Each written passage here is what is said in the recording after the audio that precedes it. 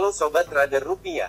Sesuai dengan janji saya pada video pertama yang akan menjelaskan secara jelas langkah pertama dalam belajar saham dari nol, yaitu apakah yang dimaksud dengan saham, resiko dan keuntungan dalam saham. Jika kalian belum menonton video pertama saya, kalian tonton terlebih dahulu supaya kalian tidak salah persepsi, karena saya akan menjelaskan satu demi satu langkah-langkah yang harus kalian ketahui. Untuk link videonya ada di deskripsi dan di pojok kanan atas. Baiklah, tanpa basa-basi langsung saja kita mulai dengan apakah yang dimaksud dengan saham. Saham adalah suatu dokumen berharga yang mampu menampilkan bagian kepemilikan dari suatu perusahaan, atau suatu alat bukti atas kepemilikan dari sebuah perusahaan. Bentuk dari saham itu sendiri biasanya adalah lembaran kertas yang mana isinya menyatakan kepemilikan surat berharga tersebut adalah pemilik dari perusahaan yang membuat surat. Jadi, saat seseorang membeli saham pada suatu perusahaan, maka sebenarnya orang tersebut sudah mempunyai hak atas suatu aset dan juga pendapatan yang diperoleh dari perusahaan tersebut sesuai dengan porsi saham yang dibelinya. Di Indonesia ada yang namanya dengan indeks yang mengukur kinerja harga semua saham yang tercatat di papan utama dan papan pengembangan Bursa Efek Indonesia, atau yang biasa disebut dengan IHSG atau Indeks Harga Saham Gabungan, atau dikenal juga dengan IDX Composite. Selanjutnya kalian harus tahu jenis-jenis saham itu sendiri. Menurut pendapat pribadi saya ada 3 jenis saham secara garis besar, yaitu: pertama, saham lapis 1 atau saham blue chip, atau bisa juga disebut dengan big caps. Saham blue chip memiliki nilai kapitalisasi pasar di atas 40 triliun rupiah. Karena nilai kapitalisasi pasar yang besar dan jumlah saham yang beredar di pasaran juga sangat banyak, maka saham blue chip bisa menjadi penggerak indeks harga saham gabungan atau IHSG. Jadi ketika saham blue chip mengalami kenaikan atau penurunan, maka akan berpengaruh terhadap IHSG. Saham-saham blue chip biasanya menjadi pemimpin pasar di industrinya dalam hal kinerja, memiliki produk-produk ternama, serta memiliki likuiditas saham yang cukup baik dan pergerakan harga yang bagus. Saham-saham blue chip juga selalu rutin membagikan dividen dalam jumlah yang cukup besar. Yang perlu kalian ketahui, jumlah saham-saham blue chip di BI atau Bursa Efek Indonesia tidaklah banyak. Menurut pendapat pribadi saya, inilah 10 daftar saham-saham blue chip di Bursa Efek Indonesia. S Hardware Indonesia dengan kode ASUS, Adaro Energy dengan kode ADRO, Gudang Garam dengan kode GGRM, Aneka Tambang dengan kode ANTM, Astra International dengan kode ASII, Bank Sentral Asia dengan kode BBCA, Bank Negara Indonesia dengan kode BBNI, Bank Rakyat Indonesia dengan kode BBRI, Anjaya Mandala Sampurna dengan kode HMSP, Bank Mandiri dengan kode BMRI. Selanjut, saham lapis 2 atau medium caps. Saham medium caps memiliki nilai kapitalisasi pasar antara 1 triliun rupiah sampai dengan 40 triliun rupiah. Kalau bicara tentang trading, saham medium caps cukup beragam pergerakannya. Ada saham medium caps yang pergerakannya liquid, dan ada juga saham medium caps yang pergerakannya tidak liquid. Untuk memilih saham medium caps, kalian harus lebih selektif melakukan analisa fundamental dan teknikal. Saham-saham medium caps jauh lebih banyak daripada saham blue chip atau big caps. Menurut pendapat pribadi saya, inilah 10 daftar saham-saham medium caps di Bursa Efek Indonesia. Vale Indonesia dengan kode INCO, Indika Energy dengan kode INDI, Ciputra Development dengan kode CTRA, Pakuwon Jati dengan kode PWON, Chandra Asri Petrochemical dengan kode TPIA, Bank Tabungan Negara dengan kode BBTN, Kalbe Pharma dengan kode KLBF, Indosemen Tunggal Prakarsa dengan kode INTP, Barito Pacific dengan kode BRPT, Adaro Energy dengan kode ADRO, dan yang terakhir adalah saham lapis ketiga atau small caps. Saham small caps memiliki nilai kapitalisasi pasar di bawah 1 triliun rupiah. Saham-saham small caps juga sering disebut dengan saham gorengan karena memiliki nilai kapitalisasi pasar yang kecil dan otomatis jumlah saham yang beredar sedikit. Itulah mengapa sahamnya sering menjadi tidak liquid dan tidak banyak peminatnya.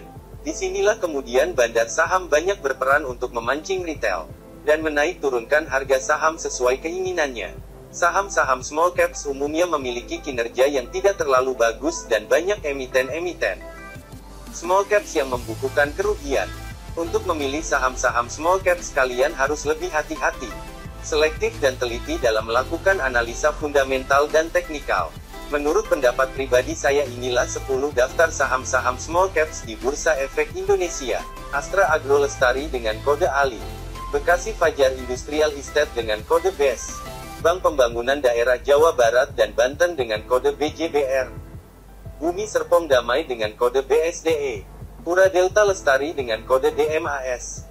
Dharma Satya Nusantara dengan kode DSNG. Era Jaya Swasembada dengan kode ERAA. Buyung Putra Sembada dengan kode HOKI. Lipo Karawaci dengan kode LPKR. Mitra Adi Perkasa dengan kode MAPI. Selanjutnya kita akan membahas tentang resiko dalam berinvestasi atau trading saham. Sebelum membahas tentang keuntungan dalam berinvestasi atau trading saham, alangkah baiknya yang kalian ketahui adalah resikonya terlebih dahulu. Hal ini supaya kalian mempunyai gambaran terburuknya saat kalian melakukan investasi atau trading saham, karena dalam melakukan investasi atau trading saham resikonya cukup besar. Berikut ini adalah beberapa resiko yang harus siap Anda hadapi jika melakukan investasi saham. Resiko pertama adalah resiko likuidasi. Resiko ini bisa saja terjadi ketika emiten tersebut bangkrut atau likuidasi. Para pemilik saham mempunyai hak klaim terakhir atas aktiva perusahaan sesudah kewajiban dari emiten tersebut terbayar. Bahkan para pemilik saham pun beresiko tidak memperoleh apapun saat aktiva tidak tersisa setelah pihak emiten membayar kewajibannya. Resiko kedua adalah tidak adanya pembagian dividen. Risiko ini bisa saja terjadi saat pihak emiten lebih memiliki keuntungan yang didapat perusahaan digunakan untuk menambah modal operasi atau melakukan ekspansi bisnis, sehingga emiten tersebut tidak membagikan keuntungannya berupa dividen kepada pemilik saham. Resiko ketiga adalah investor kehilangan modal. Risiko ini juga bisa saja terjadi saat harga beli saham ternyata lebih besar daripada harga jualnya, sehingga para pemilik saham akan kehilangan nilai modalnya.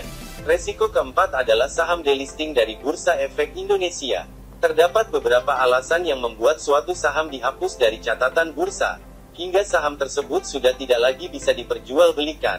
Hal tersebut tentunya akan membuat emiten dan juga para pemilik saham menderita kerugian besar. Setelah kalian mengetahui resiko dalam trading atau investasi saham, saya akan menjelaskan apa saja keuntungan dari trading atau investasi saham.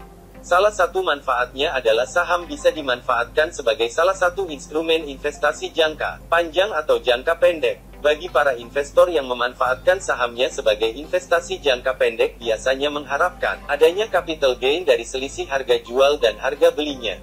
Hal tersebut tentu berbeda dengan mereka yang menggunakan saham sebagai instrumen investasi jangka panjang, karena mereka akan lebih rutin membeli ataupun menabung uangnya untuk membeli saham.